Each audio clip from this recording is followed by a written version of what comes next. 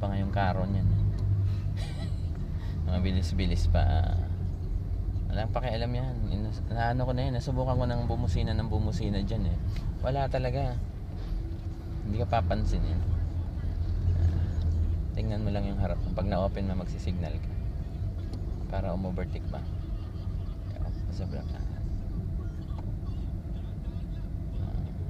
kailangan ko. Basta huwag mo dikitan. Huwag mo siyang dikitan. Yan. Lumalapit ka. Huwag mo dikitan. Lumalapit ka. Ganyan pa. Okay. Gas pa.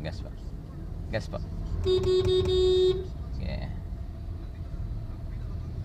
Maka-overtake ka sana nung kanina, ma'am. Ang problema nun, dumikit ka.